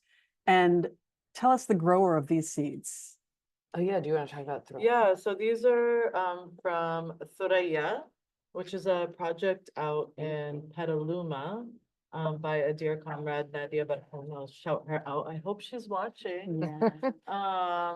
Like this, I think like, I mean, look at this. yeah, the propensity of So beautiful. Palestinians against all odds to smuggle seed. Mhm. We're like, you will not get rid of us. I mean, that's the thing that we have, Right. right? And we will put seed everywhere, like we will literally. Yeah. And our plants, all And of just, and I was yeah. saying earlier, even just the instinct to know to grab the Right, to grab the seeds. seed. Wherever you exactly. are going, Yeah, not knowing where you're yeah, going, yeah. that's a priority. So- We know that it, kidnapped and enslaved Africans did, Right, and exactly. It's no indigenous folks different. forced off their land Right. did, Yeah. Yeah. Yeah. And there, That's- go ahead. Oh, well, so, I mean, I think what, is also really important is like, those are kind of acts of resistance of people who may never get to see their homeland, is how do we create homeland wherever we go? Yeah. Right? Beyond the borders, beyond the, like, how do we return back to the land taking care of us no matter where we are? And I think that's something really beautiful. This is a piece of Palestine Yeah. right here in California. These seeds are from Palestine. So I'm not sure if she sourced these from the seed library. We can shout out Vivian yeah. Sansour, who has a seed library that she's been saving seed and was based in the West Bank for a long time, and is I think now doing projects in upstate New York. But this seed is the seed of the mlochia, which is also referred to as jute or Jew's mallow. Some people say it's the okra leaf. I think it's a close cousin, but not quite that. Right. but The it gets Filipinos- gelatinous, like Yeah, it's mucousy. We use it can be either stewed down into like a soup. I grew up having it with rabbit. You can do it really? with chicken, yeah. I love to do it with fish. It's just like a really beautiful and very nutritious Yeah. green. The Filipinos use it and they call it sulayut. I bet you that Nice. there are other cultures Mhm. that use the same. I mean, those are the things that are so fascinating Yeah. to me when we share our cultures. That This is watermelon seed. watermelon seed, as we know. The And somebody- watermelon has become And kind this of is like the one. Yeah, this is the one of safe those- way to talk about Palestine. Sometimes Mm. it is, I mean, it's pretty revolutionary of like, watermelons Yeah. in general. We've subsisted in the land off of them for many, many generations, but actually the settlers have been like, what do you call it? doing genetic modification and hybriding and all these things and What survives yeah, death, what what survive, tastes yeah, yeah, so it's a little, there's a whole political, backdrop to the watermelon, but when in the 60s, when it was outlawed Right. for Palestinians to wave the Palestinian flag, the Mhm. watermelon, they started waving the watermelon because it's the same color as the Again, Palestinian flag. outlaw whatever you want to. We're Yeah. gonna find a We're way. gonna find a way, Yeah. right? And it's been amazing to see the acts of solidarity of people Mhm. putting, the watermelon. But just to remind folks of like, it's really important not to disconnect story from Yeah. food, right? Like that Mhm. always, if you learn more about the food and these symbols, there's always a story behind Yeah. it. And so, yeah, I just hope that the watermelon doesn't become, I don't know what. Red Diluted. wash, yeah, diluted. Yeah. The power That it of maintains its sweetness Yeah. and its, the Potency. potency. Yeah. And Well, that it's- it should be an like an entry point into the history rather than Mhm. detached. from Yeah, the history. yeah, Mhm. yeah, like that over time, it Yeah. just becomes the safe way to say Palestine. Yeah. It just goes against The point. the point. Yeah, right? totally. But yeah, that That is has a been interesting to see Mhm. the watermelon become this kind of symbol of resistance. Yeah. And Mhm. yeah, I have mixed feelings about it now as it's becoming a little bit more mainstream and kind of the safe way Yeah, yeah. to talk about Palestine. Question it. Yeah, Question it. yeah. Mhm. Yeah, that's interesting because it also is very, very life affirming and did start in an act of defiance. So it's Exactly. both and. Yeah, Yeah, yeah, yeah. totally. And then the last seed is fa'us, which is like I mean, we grew up eating it. It's I think it's in the It's like a cucumber, melon, family, cucumber. cucumber family. They're really delicious. And So it was really sweet talking to Nadia about the seeds, like, please grow it. And the way that she spoke about it was just so cherished. It's like, that is such, and of all the seeds, it's like, if I drop one, I make sure. It's like, no, no, no, there's not extra. It's so special. It's so sacred. And I love that attention to seeds. There's plentiful of many things, and I love that, but holding them dear also feels like another testament to being radical in a world that's often taking things away. I so love that I got to go on all these adventures to collect all these things, to be part of this table. It was so meaningful. And it was such also a clear way for us to be connected to this place and see all the ways that people are taking action. Yeah. But you have so many examples also that you were able to put into this zine. Are there a few that you wanted to make sure to highlight? Because I also want to get to folks' questions. Yes, for sure. Well, I'll just say one other, like kind of building off of, we started with the Mulachia, yeah. and we also asked another comrade, seed steward, Right. seed saver, Owen and Mhm. his crew at True Love Seeds Mhm. based in Philly. Mhm. So on my side of Right. things, to share because when we were talking about, moving into action and what does solidarity look like in action or going beyond the symbolic, and also when we were talking about what do we mean by solidarity, and going back and forth today, thinking about it as like participating Yeah. in the struggle. I thought of True Love Seeds because they are folks who are not Palestinian or Syrian, but they started a 11-team collection. They Right. started with Syrian seeds and then have grown out a lot of Palestinian seeds. And so what you can find in the zine is a bunch of resources from them and the story of their Mulachia seeds that they planted with Chef Anan Zahar and with Vivian and Hassan from the Palestine Heirloom Seed Library, with all these comrades. And what I love about what they shared for the zine is kind of that whole community of people that it takes to do anything really, but especially food. And then also from like seed to plant to dish. And that being like the story, that right there is like what we mean when we're talking about like you know, moving from solidarity to action and seeing, I love that example of like seed keeping as a way to participate in a solidarity struggle, and also to be supporting people, like if we're in deep loving relationship, and so how can I participate in her building sovereignty, right? You know, like, and so let's say I had access to land, which I don't, but if I did, then what would we be doing together, deciding how do we use this How do we leverage this in this specific direction? How do we all leverage whatever resources we do have? And I want you to say that again. How do we leverage the resources that you do have? Yeah. If there's one takeaway from this evening, let it be that. Yeah. All of us have access to something. Right. Leverage it in the direction of this every day. Yeah.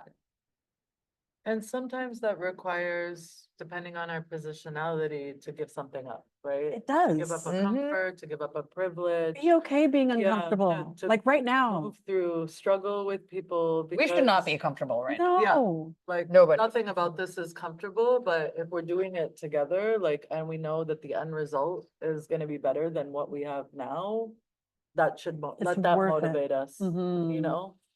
I do- worth it. And then I do want to, just because it's kind of time Yeah. sensitive, Yeah, point out that our comrades in the like cooperative movement and solidarity economy movement, we included their week of action, divest from militarism and invest in life.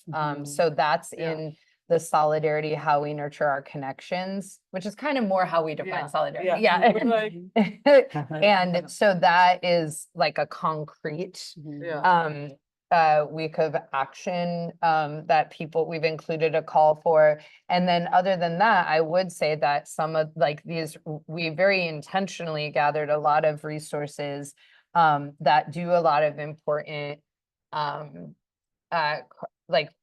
helping us do this cross movement building, yeah, which we need now more than ever. I mean, Yeah. you spoke to some extent about how Israel's colonization and occupation for decades and decades now has deliberately fragmented, you know, created geographical and economic and social fragmentation amongst Palestinians. And we're seeing how we're being pit against each other here.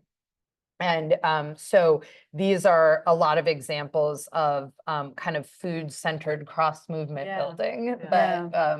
that us and our comrades have been doing. And so we hope that that will be helpful for everyone wherever you are located. Get in where you fit in. Yeah, exactly. It's also November 29th is Land Day, Palestinian Land Day, and there will be a lot of coordinated actions Yeah. around that, and it falls right around, you know, the time that this country It's a little whitewashes holiday. genocide, Mhm. yeah, Yeah. and so there A little colonial myth making. Yeah, so I think. It's all you know, relevant. Figure out what those acts of resistance and Mhm. solidarity could be during those weeks to not partake in this system, right? That Mhm. continues to normalize what we're willing to accept again and again, right? So.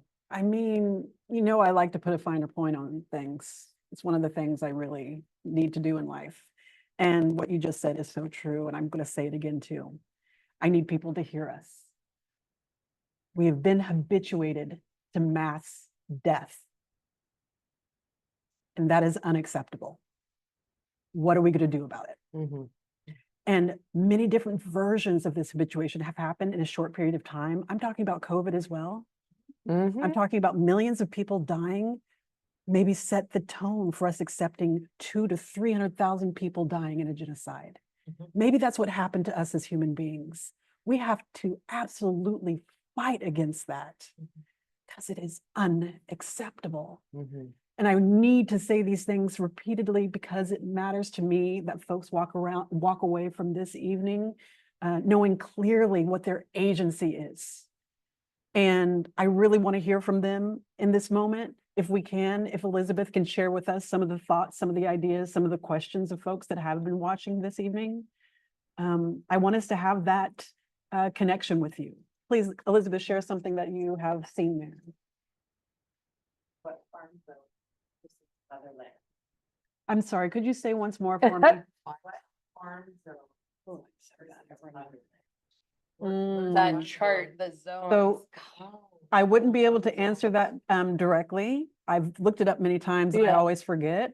But they do ask this question about farm zones, and I think it's really They're all a changing powerful now one. And because of climate. that's exactly what I was going to say. Oh, sorry. No. Say it. Just keep saying. But it's this idea that we can predict what can grow in any particular area based on its climate and based on its conditions. And it's a really powerful way for people to connect across the distance, because you can see how, oh my gosh, California is the same as Mediterranean, or, it's really a beautiful connection across space and time. But that's all changed. And it's all shifting. Yeah. So there are beautiful places that offer this information online to look up your own farm zone wherever you are. I think that's another level of intimacy of knowing where you are and knowing who and what you're connected to, what's possible for you to grow, and taking agency of that. And it is powerful to think that we are living in this moment of constant change and adaptation. And that's also required of us. Like, we can't rest on old science. We can't rest on old ideas. But what's true is this ancestral knowledge of change. And thank goodness we've listened to that, and we just need to listen more, I think. Thank you for that question, and also just the reference. Thank you for that question, and we will not be answering it. Yeah. But what it acknowledges is that we do have motherlands as well. Yeah. And, we center the US so often. I'm always grateful for a moment to decenter the present moment and go back to motherland and know that that's where we're from, that's where we were grown, even if we've not been able to visit, even if we've not been able to have the relationship that we've wanted with it. It's still a truth. So thank you for that. What else do you see, Elizabeth? Well, that person also said we just changed to a hotter zone in the Midwest. Yeah, it just changed. Yeah. Another guest said this has been so nourishing for my heart. Oh, I'm so glad this was nourishing to your heart. I feel like that's we were talking about that yesterday as we were gathering with folks in the food and farm and hospitality community, and activists in this area. We long for it, we want it, and we need to make it for ourselves. So that's one of the major commitments I have as a chef in residence at MOAD, is to create these moments. And we'll have more throughout this year and next year to acknowledge where we are and not to shy away from it. Embrace that we need to have each other close, and having each other close makes us stronger to do the action, action, and get We need the uncomfortable. fuel for the action. All that. Are there any other things you wanted to share, Elizabeth? Thank you for those thoughts. I really appreciate it, everyone. I think Go also ahead. just one thing I'll say, just to Please do. respond to the Thank you. comrade in the Midwest, is that something I've been thinking about a lot is how absolutely crazy it is that our agricultural system was not actually the US, the agricultural system was built to colonize, not to feed people. It was designed, like people talk about, oh, the food system's broken. It's not broken. It was designed to break people and to break community relationships to land. And we could go on and on about that. And but just to say, you were saying that it switched to a hotter zone, and obviously that being evidence of climate change, and it was already hard for farmers to make a living. And more farmland is either being put out of farming, because the only way that retiring farmers can have any money to like live in old age is by selling to developers. Or it's all getting bought up by a smaller and smaller number of corporate, agribusiness. So monocropping farms, commodity farming, like soy and genetically modified corn and all of that. And so I think that's something, and so it was already hard to be a farmer. And now it's, of course, the fellahin of the world, the farmers, the land workers, the peasants throughout the world who are going to always feel the effects of climate change the first and most. And But we have to think about that's why for all of us, like we're very intent on making sure that we're figuring out how to continue to adapt. As Reem said, cousins are definitely teaching us how to do it in mind-blowing, unbelievable ways. But also that we have to think about what are ways for those of us who have the resources, how can we support farmers and in wherever we live, and how can we support people who are growing and making and distributing food, because we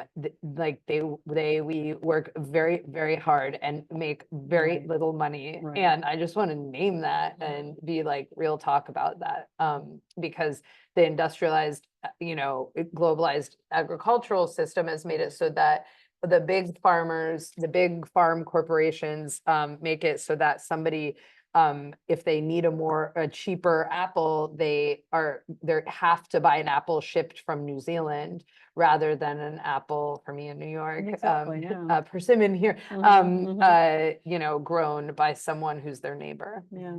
That's why the divest invest framework is Yes. so important. Yes. It connects why actually you shouldn't see solidarity as an act of support. It's not that. Like, this is an act for our collective liberation. By doing this, we're doing this, right? We're world building. Yeah. It's literally taking the very specific initiative to replace this with that. Yeah. And that has to happen across the entire spectrum of humanity and how we engage the world. Yeah. Yeah. It's No, up to I us. really appreciate to replace Yeah. that with this. Yeah. And with this. and them with us, or but I think that actually is maybe like a really powerful note to end on, and I'm glad you brought it back to the divestment stuff, because we have realized that as especially in the face of so much attempted silencing and criminalizing of Palestinians and their allies in the US, right? And, criminalizing and attacking and trying to censor any support for the Palestinian struggle for liberation. Those of us who are working in food and hospitality are positioned to really strengthen the broader movement, and also locate this work within a broader transformative or progressive or radical politic, because we're saying we're divesting from militarism, we're divesting from agribusiness, all these violent extractive systems, and investing in local regenerative economies. And We're putting the money back into the hands of the people. And so, Yeah, always the people. Seriously, the people. Yeah. And that also reminds me that this is an invitation for folks to do their own version of this that we did tonight. We have not only the recipes that we had today, but we also have additional recipes at the back of your beautiful sage. The bread recipe, oh my God, so delicious. We did the yeast version only because people, the sourdough starter can be a little bit more of an access jump. But make these recipes. They're from you, they're from Layla in the Gaza Kitchen. Anan also. Yes, Anan as well. This is an opportunity for you to take it personally and to take the time and to learn this perhaps new thing. Maybe it's already something that you know, but these recipes are an opportunity to be in deeper relationship, to feed some folks that you invite into that meal, and to have this conversation again and again and again. But don't stop at the conversation. We're not looking for partners in ideology. We're looking for partners in taking action to stop this genocide. That is the reason, that is the purpose. And I want that to be so clear. Yeah. Thank you so much for being here. Thank you so much for bringing us together in this way. Thanks for cooking with me, y'all. That was fun. It's really beautiful. Yeah, it was. And the person who said this has been nourishing for them, I'm glad, because it's certainly been nourishing for us. We get to pour into one another. Yeah. Yeah, and keep going, keep going. Thank you for keeping going. I want to make sure that I've said all the things I need to say, and I think that England and Elizabeth probably have more of a clue than I do right now. England, Elizabeth, is there What anything on is any it? spreadsheet that has been unsaid that we need to say in this moment? Yes. Oh, oh. First, I just want to say thank you to everyone for this really wonderful program, this provocative and crucial discussion. Thank you. I also want to mention that we have 3 chef-in-residence programs coming up with Jocelyn Jackson. The next is the Contemporary African Kitchen Tastes Like Culture on Thursday, December 5th from 6 to 8 p.m. here on site at MOAD with Chef Alexander Smalls. And you can register for that program on our website, moadsf.org. Jocelyn will also be presenting a program with artist Angela Hennessy on January 23rd and a film screening and discussion on Finding Edna Lewis on March 2nd. So again, check out our website for those programs coming up. I put a link to a survey in the chat. I would really love for everyone to take a minute to fill out that survey and give us feedback about today's program. And of course, we want you all to spend time looking at the zine, learning about these issues and different ways that you can take action.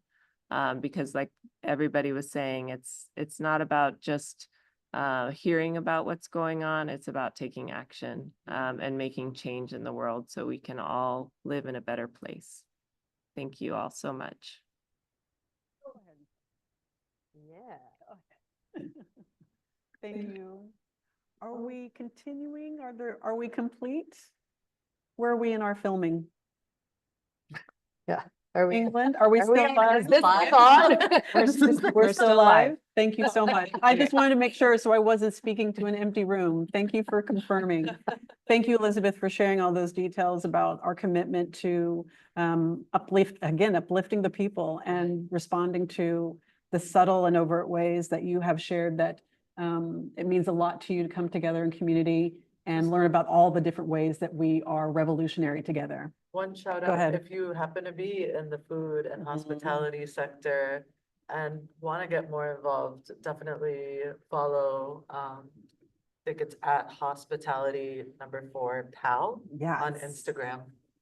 It's in the chat. Yeah, You in all the put chat. that there too? Yeah. Mhm, yeah. Thank you. Yeah. Yeah, we have the Hospitality for Humanity. We have Reem's in the chat that's been dropped. We have Fig in the chat that's been dropped. Also want to acknowledge again, Monica and Walid of Shrine, Kamakshi Duvuru. I want to make sure that we highlight England Smith, who is the magician behind the mixed table. Elizabeth Gessler is our director of programs. Nice. All these folks that have come together to make sure that this happened. Mhm. Thank you to MOAD for holding this space and being, and courageous leaders in taking a stand. And I think it's just humbling to know that people want to be here with us and have this conversation that's leading to so much in their lives, being more and more committed to taking care of each other. Makes my heart warm. Mhm. And is there anything else that you wanted to make sure to acknowledge?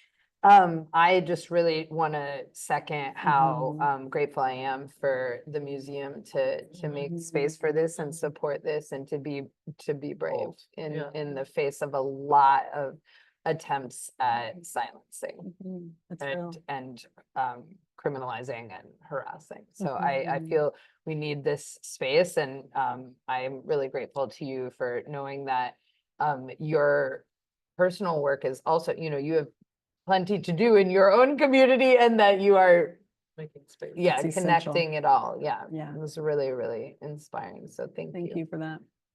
Oh, let's continue to be in great, deep, and full relationship with one another. I can't wait for what's next. Thank you. Thank you. Yes. We will sign off for now, and please have a really blessed and restful evening and wake up really, really, really early if you need to start making moves. Good night, everyone. Thank you so much for being here. Really, really early. Really, really early. Make I second literally day. am waking up really, really early. You are. Thank you for that.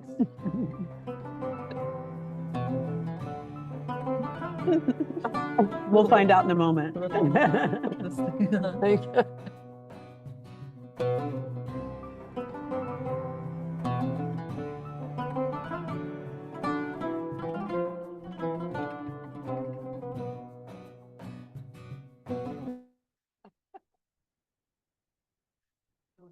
credits that are. Yeah, the coming down credits. as Yeah. we're laughing. We're doing Read like the this. sarcastic. Totally.